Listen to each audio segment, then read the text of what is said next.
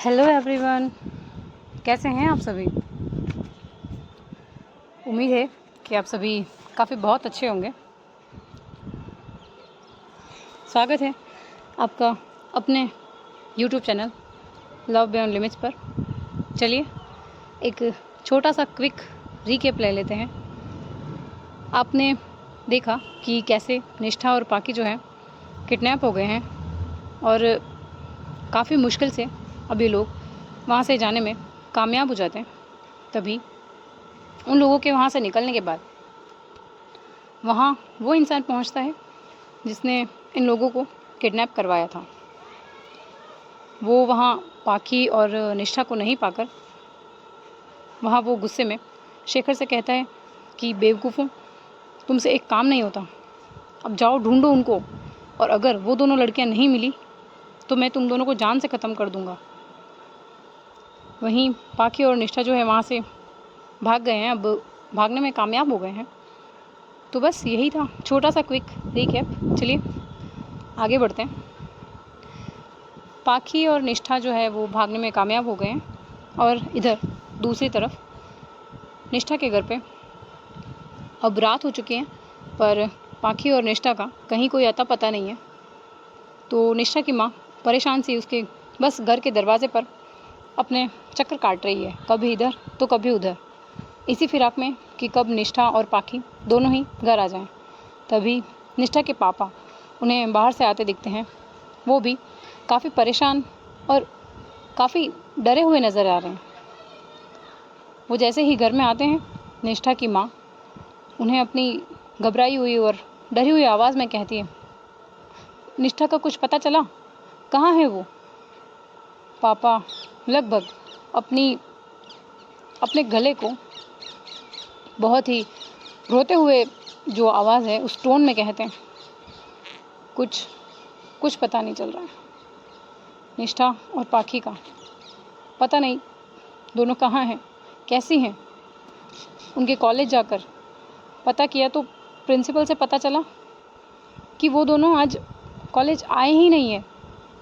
और कॉलेज जाने के पूरे रास्ते में मैंने सब जगह की CCTVs देखे हैं, लेकिन उनका कोई पता नहीं चल रहा है।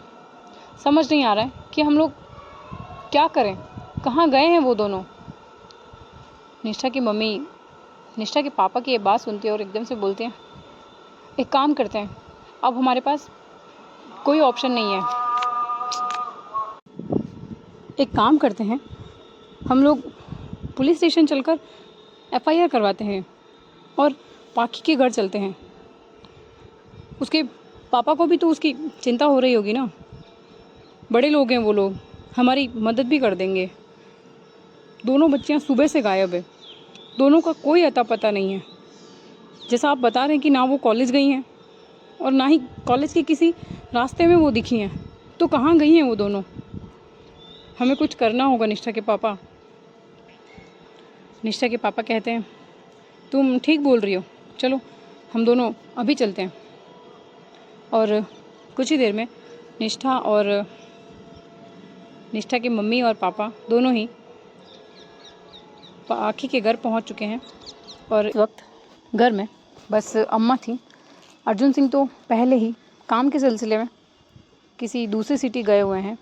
यहाँ अम्मा भी बहुत परेशान थी, वो बहुत ही चिंता में थी पाखी के घर ना आने पर। और फिर ऐसे में निष्ठा के माँ पापा का बाहर आना और वहाँ आकर उन्हें अम्मा को वो सब बताना कि निष्ठा और पाखी आज सुबह से नहीं है, ना वो कॉलेज गई हैं ना वो कहीं हैं, और अभी तक उनका कोई अता पता नहीं है। और अम्मा ये सब जानकर बहुत डर गई थी, इसलिए उन्होंने सीधा अर्जुन को कॉल करना सही समझा। अम्मा अर्जुन को कॉल लगाती हैं और कहती हैं, हेलो साहब। अर्जुन कहते हैं, जी कहिए अम्मा, इतनी रात को क्यों कॉल किया, सब ठीक तो है ना। काकी थोड़ा सा घबराए हुए और टेंस्ड वॉइस में कहती है, नहीं साहब, कुछ भी ठीक नहीं है। यहाँ सुबह पाखी बिटिया अपने दोस्त के साथ कॉलेज के लिए निकली थी, पर वो अब तक घर नहीं आई हैं और ना ही उनकी दोस्त अपने घर आई हैं। उसके माता पिता भी यहाँ आए हुए हैं और ये दोनों सुबह से कॉलेज भी नहीं गए हैं। आप जल्दी आ जाइए यहाँ प्लीज़। अर्जुन जब ये सुनते हैं कि पाखी सुबह से घर नहीं आई है तो वो भी बहुत ज़्यादा घबरा जाते हैं। बहुत जल्दी से टेंस्ड वॉइस में कहते हैं, आप चिंता मत करिए अम्मा, हम आज ही फ़्लाइट से आते हैं और अभी हम ढूंढने के लिए उन्हें कमिश्नर को कॉल करते हैं। कमिश्नर हमारा दोस्त ही है, कुछ भी नहीं होगा हमारी बेटी को। हम आ रहे हैं अम्मा, आप चिंता मत कीजिए। अम्मा कहते हैं, जी साहब जल्दी से आइए। इतना बोलकर अम्मा जो हैं वो कॉल कट कर देती हैं और अर्जुन इधर अपने दोस्त कमिश्नर को कॉल करके सब कुछ बता देते हैं और उन्हें पाखी और निष्ठा को ढूंढने में लगा देते हैं। इधर अम्मा निष्ठा के माँ पापा के पास आती है और कहती है, आप लोग चिंता मत करिए, कुछ भी नहीं होगा दोनों बच्चियों को। साहब आ रहे हैं और उन्होंने कमिश्नर साहब को भी कह दिया है, जल्दी दोनों बच्चियां मिल जाएंगी हमारी। निष्ठा की मम्मी कहती हैं काकी अम्मा से, अम्मा शुक्रिया आपका बहुत बहुत। वहीं दूसरी तरफ इधर जंगल में पाखी आगे आगे चल रही है और निष्ठा उसके पीछे, क्योंकि अब ये दोनों काफ़ी देर चल रहे हैं, काफ़ी देर से लगभग चल रहे हैं। अभी दोनों काफ़ी थक चुके थे, पर फिर भी दोनों के पैर जो हैं, दोनों के कदम जो हैं वो नहीं रुक रहे हैं। चलते चलते एकदम से निष्ठा के पैर के नीचे एक पत्थर आ जाता है और निष्ठा गिर जाती है और तभी उसके मुंह से एक तेज़ सी चीख निकल जाती है, जो सुनकर पाखी भागकर उसके पास आकर उसे पकड़ती है और कहती है, क्या हुआ निष्ठा, तुम ठीक हो ना, क्या हुआ? निष्ठा थोड़ा दर्द से रोते हुए बोलती है और कहती है, कुछ नहीं पाखू, हमारे पैर में लग गया है, अब हमसे और नहीं चला जाएगा। पाखी ये सुनकर निष्ठा के पैरों को पकड़ कर देखती है। उसका पैर जो है वो पूरा स्वेल हो चुका था, उसमें सूजन थी। ये देख पाखी को काफ़ी तकलीफ़ होती है, बहुत अच्छा नहीं लगता उसे काफ़ी कि निष्ठा को लग गई है। वो निष्ठा को अपने गले से लगा लेती है और कहती है, थोड़ी हिम्मत करो जान, आई नो तुम्हें बहुत दर्द हो रहा है, पर हमें यहाँ से कैसे भी करके निकलना ही होगा, नहीं तो वो लोग हमें ढूंढ लेंगे। अगर हम इसी तरह एक जगह रुक गए तो और फिर से पकड़े जाएंगे, और अगर इस बार हम लोग पकड़े गए तो वो लोग हमें ज़िंदा नहीं छोड़ेंगे। निष्ठा भी रोते हुए पाखी से कहती है, हम कोशिश कर रहे हैं पाखू, पर बहुत दर्द हो रहा है, हमसे नहीं चला जाएगा। और पाखी निष्ठा को ऐसे दर्द में देखकर कुछ सोचती है। आगे बढ़कर निष्ठा को अपनी गोद में उठा लेती है। उसके ऐसा करते ही निष्ठा थोड़ा शॉक्ड हो जाती है और कहती है, पाखू आप अब हमें ऐसे लेकर नहीं चल पाएंगी, आप भी थक जाएंगी, उतार दीजिए हमें प्लीज़, ऐसे कब तक आप हमें लेकर चलेंगी? पाखी उसकी बात सुनती है और हल्के से हंसती है और कहती है, जान इतना भी भारी नहीं हो तुम, हम उठाकर चल लेंगे, कोई दिक्कत नहीं होगी, अब चलो। ये बोलकर पाखी निष्ठा को लेकर वहाँ से चलने लगती है और निष्ठा बस एकटक उसे ही देख रही है। इस वक्त पाखी खुद से ज़्यादा निष्ठा की फ़िक्र कर रही थी और ये देखकर निष्ठा एक तरफ तो बहुत ही सैंटी हो जाती है और एक तरफ ही बहुत खुश हो जाती है कि उसे ऐसा प्यार करने वाला उसे इंसान मिला है जो उसकी इतनी केयर करता है। ये लोग ऐसे ही कुछ देर बस जंगल में चलते हैं और कुछ दूर चलते चलते ये दोनों अब जंगल के बीचों बीच आ गए हैं। काफ़ी रात भी हो चुकी है और इतनी रात में ये जंगल और भी ज़्यादा डरावना और सुनसान लग रहा था। पाखी भी अब काफ़ी थक गई है। उसके भी पैर ने अब जवाब दे दिया है, वो आगे बढ़ नहीं पा रहे हैं।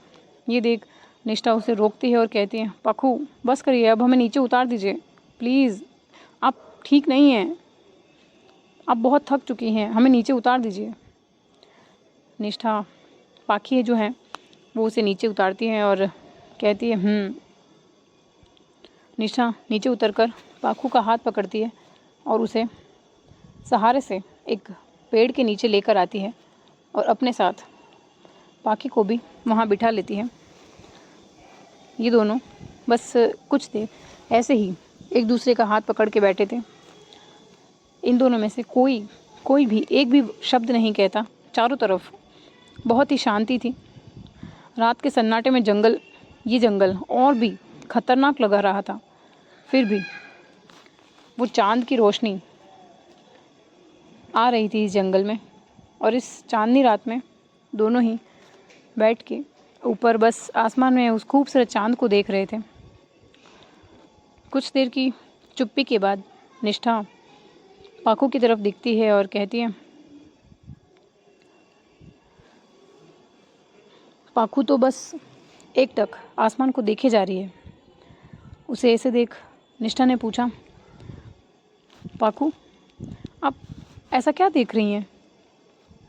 पाखू अभी भी बस उसी आसमान को देखते हुए हल्के से मुस्कुरा कर कहती है, निशु वो जो तुम्हें सबसे चमकता तारा दिख रहा है ना, मैं बस उसे ही देख रही हूँ। मेरी माँ कहती थी कि जो तारा सबसे चमकने वाला होगा ना, वही हमारे अपने होते हैं। जब भी हमें उनकी याद आए, हमें इन तारों को देख लेना चाहिए। निष्ठा उसकी बात सुनती है और थोड़ा हैरानी से कहती है, आप क्या कहना चाह रही हैं? हम समझ नहीं पा रहे हैं।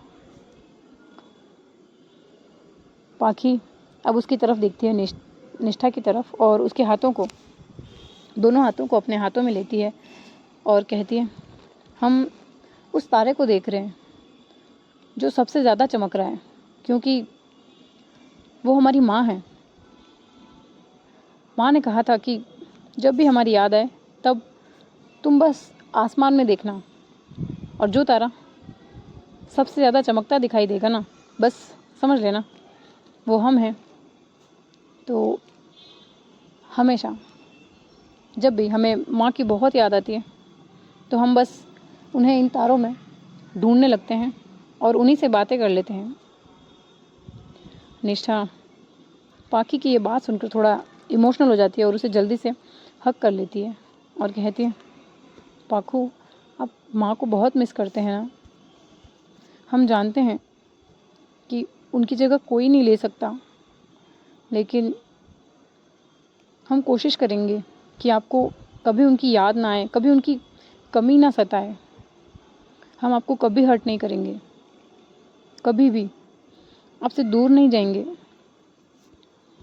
हम अपनी आखिरी सांस तक आपके साथ रहेंगे। पाखी उसके चेहरे को अपने हाथों में लेकर उसकी आंखों में देखते हुए कहती है, हम तो तुम्हें पाकर अपनी ज़िंदगी पा चुके हैं निष्ठा। हमारे ज़िंदगी में जो प्यार की कमी थी वो तुमने पूरी कर दी। अब हम इस जन्म क्या, आने वाले हर जन्म में सिर्फ़ और सिर्फ तुम्हारा साथ चाहेंगे, तुमसे ही प्यार करेंगे, तुम्हें ही अपना लाइफ पार्टनर चुनेंगे। I love you Nishu, I love you. ये बोलकर पाखी जो है वो निष्ठा के फॉरहेड पर एक किस कर लेती है। तो निष्ठा भी थोड़ा सा ब्लश करती है और उसके गले लगकर कहती है, आई लव यू टू पाखू। तो पाखी जो है निष्ठा को ऐसे ही हक करते हुए थोड़ा सा ये लोग पीछे की तरफ ले डाउन हो जाते हैं और लेट जाते हैं और अपनी आंखें बंद कर लेते हैं। निष्ठा पाखी से कहती है, पाखू आप थोड़ी देर आराम कर लीजिए, वो लोग इतनी रात तक इतना आगे नहीं आ पाएंगे और कल जल्दी से हम लोग आगे जाकर थोड़ा रोड तक पहुंच जाएंगे, चिंता मत करिए।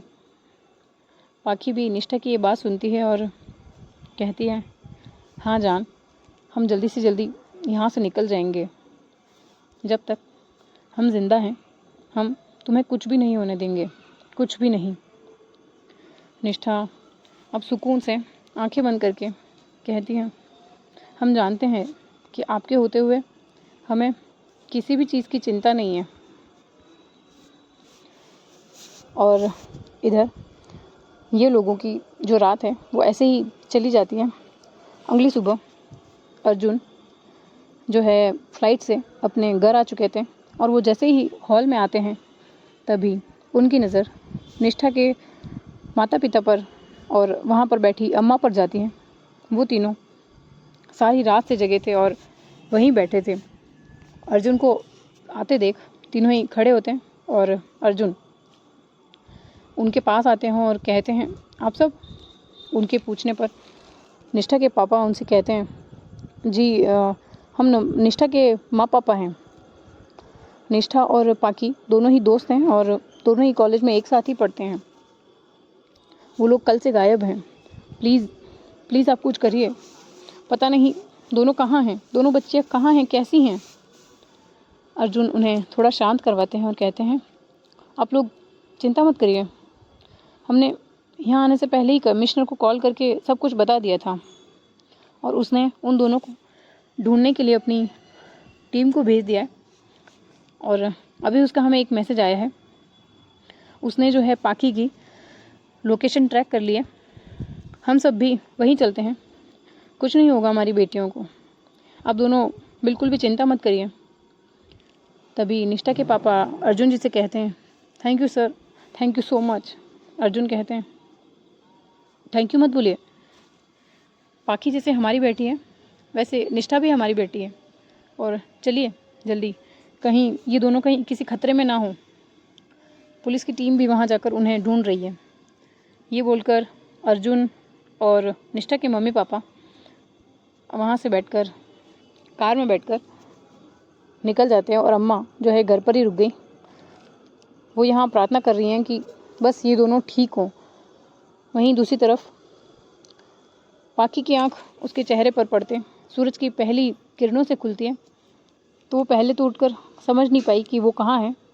फिर अपने चारों तरफ जंगल को देख उसकी नींद जो है वो पूरी तरह से गायब हो जाती है।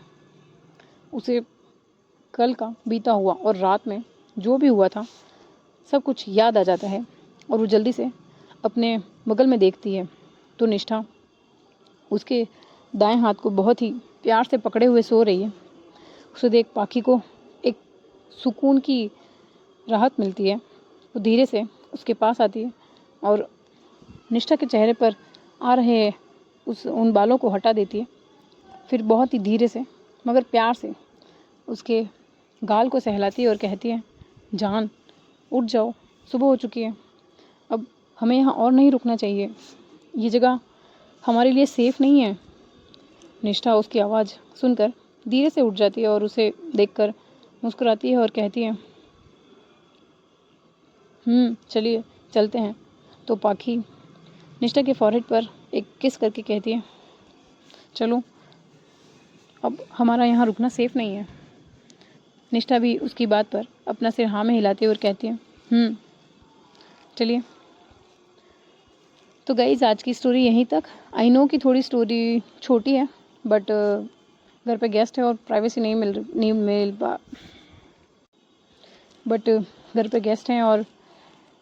मिल पा रही है। आई होप कि आप लोग समझेंगे।